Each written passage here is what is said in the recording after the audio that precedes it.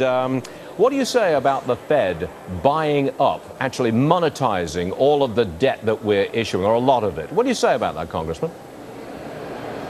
It's a tremendous buy. It's a signal of future inflation. Everybody who watches this network knows that the Fed would then move to raise interest rates to control inflation next year. Unfortunately, the Fed is now the #1 holder of bonds.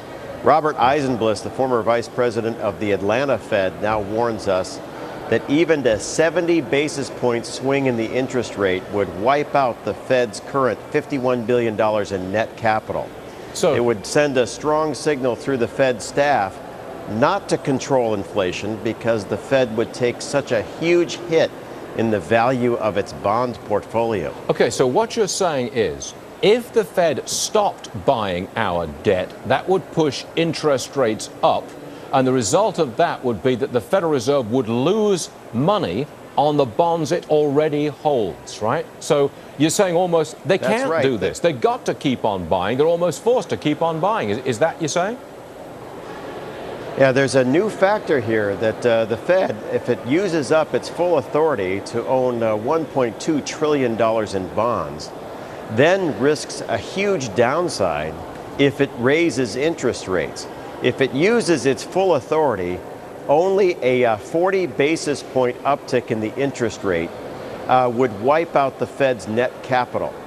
That's a new factor to be concerned about, and the Fed staff is now looking at that new vulnerability. Congressman Cook, really quickly, do you think that hyperinflation down the road is inevitable?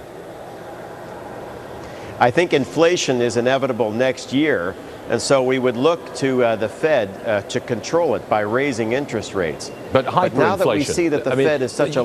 But you keep hearing this expression, hyperinflation, really serious, out of control inflation. Do you see that down the road?